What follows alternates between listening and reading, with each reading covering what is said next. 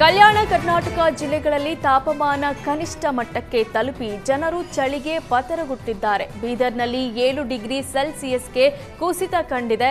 ಬಳ್ಳಾರಿ, ಕೊಪ್ಪಳ, ಯಾದಗಿರಿ, ರಾಯಚೂರಿನಲ್ಲೂ ವಿಪರೀತ ಚಳಿ ಶುರುವಾಗಿದೆ. ಚಳಿಯ ಜೊತೆಗೆ ಶೀತ ಗಾಳಿಯಿದ್ದು ಮಕ್ಕಳು, ವಯೋವೃದ್ಧರಲ್ಲಿ ಆರೋಗ್ಯದ ಸಮಸ್ಯೆ ಕಾಣಿಸುತ್ತಿದೆ. ಇನ್ನು 2 ದಿನ ಶೀತ ಗಾಳಿ ಹಾಗೂ ತಾಪಮಾನ ಕುಸಿತ ಮುಂದುವರಿಯುವ ಸಾಧ್ಯತೆ ಇದ್ದು, ಈ ಬಗ್ಗೆ ಹವಾಮಾನ ಇಲಾಖೆ ಮುನ್ಸೂಚನೆ ಕೊಟ್ಟಿದೆ. ಚಾಮರಾಜನಗರ ಜಿಲ್ಲೆಯ ಮಹದೇಶ್ವರ ದೇವಾಲಯದ ಸಮೀಪ ಮತ್ತೆ ಹುಲಿ ಓಡಾಟ ಕಂಡು ಬಂದಿದೆ. ಮೀನಿಯಂ ಗ್ರಾಮದಿಂದ ರಾಮಾಪುರ ಕಡೆಗೆ ತೆರಳುತ್ತಿದ್ದ ಬಸ್ ಸಮೀಪದಲ್ಲೇ ಹುಲಿ ನಡ್ಕೊಂಡು ಹೋಗ್ತಿತ್ತು. ಈ ವೇಳೆ ಬಸ್ನಲ್ಲಿದ್ದ ಪ್ರಯಾಣಿಕರು ಕೆಲಕಾಲ ಆತಂಕಗೊಂಡಿದ್ರು. ಮೀನಿಯಂ ಅರಣ್ಯ ಪ್ರದೇಶದಲ್ಲಿ 5 ಹುಲಿಗಳು ವಿಷ ಆಹಾರ ತಿಂದು ಮೃತಪಟ್ಟಿತ್ತು. ಇದೀಗ ಮತ್ತೊಮ್ಮೆ ಹುಲಿ ಓಡಾಟ ಕಂಡು ಬಂದಿದ್ದು ಸ್ಥಳೀಯರಲ್ಲಿ ಆತಂಕ ಶುರುವಾಗಿದೆ. ಶೀಘ್ರದಲ್ಲೇ ಹುಲಿ ಹಿಡಿಯುವಂತೆ ಅರಣ್ಯ ಇಲಾಖೆಗೆ ಸ್ಥಳೀಯರು ಮನವಿ ಮಾಡಿದ್ದಾರೆ.